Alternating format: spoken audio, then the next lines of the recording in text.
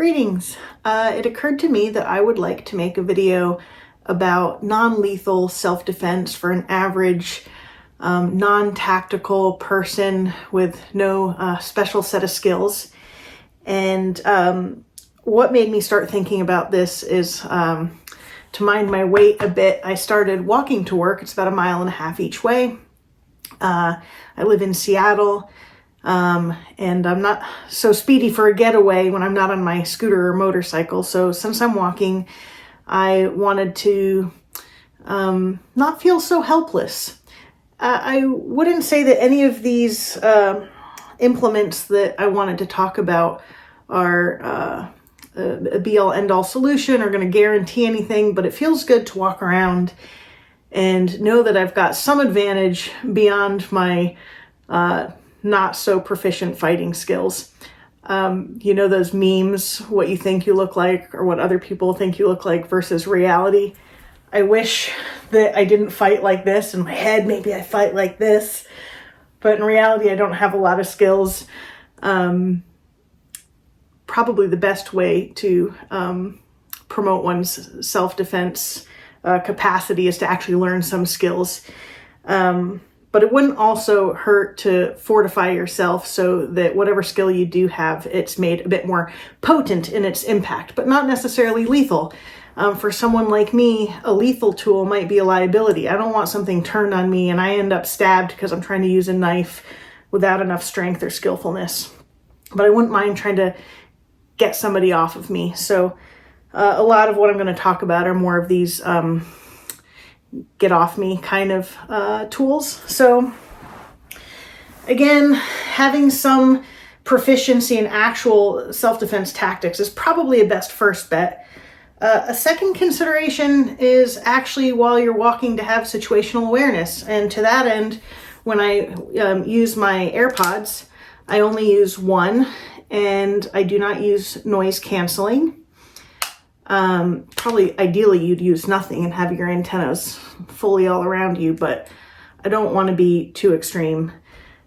Speaking of that, I have a cousin who was killed. She was murdered while at college age, and that was a great loss and stress for the family.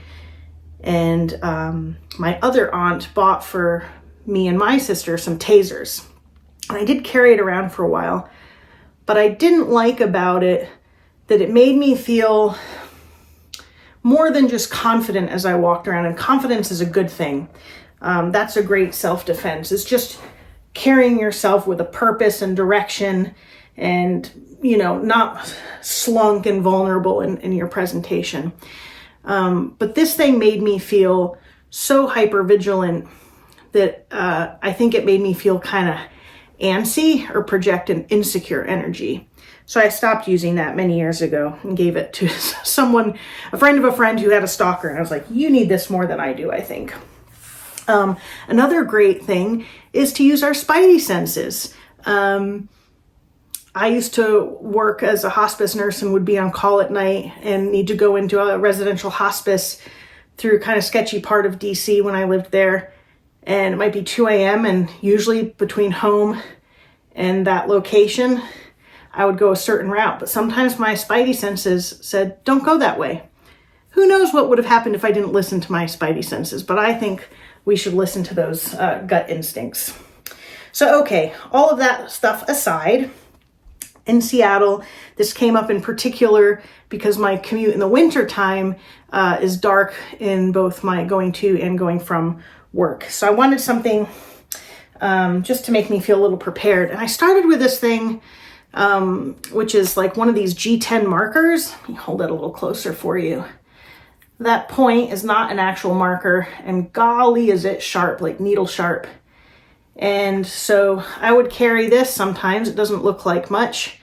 And just felt, you know, this in a soft spot, or even if somebody got you from behind, maybe in the thigh, if you weren't able to get your arms up this way, could at least create enough of an owie to hopefully give you some advantage, some separation. So I started with that, and I like it a lot. But I wasn't so sure that it would pass some non-permissive environment sniff tests, since it's not actually a pen, it's just meant to look like one. So I stopped carrying that primarily, and that gets me to my Columbia River knife and tool, CRKT. It's the Williams self-defense pen. I didn't want a tactical pen because they stand out. They look aggressive. Anne over at the Vine Climber just made a video about this, and she had some nice green knives, and was talking about what we carry and how that projects a certain image, whether that's something aligned with what we want to communicate about ourselves or not. And this was aligned with what I wanted to communicate, insofar as it doesn't look threatening, but it's also kind of incognito, which was maybe the main reason. It looks just like a pen because, unlike that marker, it is a pen. I will say this Williams pen, it's not G10, I think it's called Grivery or something like that. I forget. It's some similar kind of thermoplastic, hard, pointy part encasement that makes it, that's what makes it self-defense worthy. It's actually a pen, but the ink is supposed to be a Write Anywhere ink. I found that it didn't flow well, and it was also a bit spotty in the application of the ink, so I put a Fisher Space Pen cartridge in there, and it's much better. So I like it, and that it's really just is looking like and is actually a normal pen. I like that the color helps it be more incognito. People don't think of a self-defense tool or tactical tool as being green. They think of it as being Darth Vader black. I also like about this that if you twist off this top, you can remove this branded clip, which I think is useful for non-permissive environments, aka airplane travel and the TSA. I'm pretty convinced, I haven't tried it yet, I'm gonna in March, but I think if I took that off, put this, left the ink out, covered this pointy tip, I don't think they would flag that. I think it would get right through security. Side note, my mom just made it through security with her little mini Champ pocket knife, which was impressive, but I scolded her. I said, do not do that again. Please mail it home. I don't want you to lose that gift from me. So anyway, I started carrying this and I like it a lot. So I went from the marker to this pen. Otherwise, if I don't have a pen with me, I'm bound to have a Swiss Army knife on me. And whether it's like the compact or this Evo grip, in other words, the corkscrew, or the Phillips head, just like women have for ages carried keys in their hand, this is a very sturdy pow, pow, pow. Whether you might do it that way or this way, not perfect, but better than nothing. And so it gives some sense of confidence to have that beyond my own soft kitten paws here, but without being lethal to me. Like, probably not going to get myself killed in whatever altercation. Also, of note, any pen you could carry with you, and it could serve some utility in terms of self-defense. Oh, I should add, these clips will go really nicely on the zipper pull of my jacket, so that if I'm carrying this next item, which is a flashlight, and I don't want something in each hand, then I'll just put that on my clip, and then I could pull down on it, use it.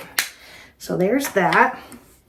Maybe later I'll try to show you the light intensity on this. This is the Fenix PD36R. If you are a first responder, healthcare personnel, you can get a nice discount on this, as I did. And I got this as a non-lethal self-defense tool. It has the USB-C charging here, and just two buttons on the tail. And there's this main one where it's super blinding. Hope that doesn't destroy anything other than my eyes right now. But there's, using the smaller toggle, you can do, I think it's 1, 2, 3, 4, 5 settings.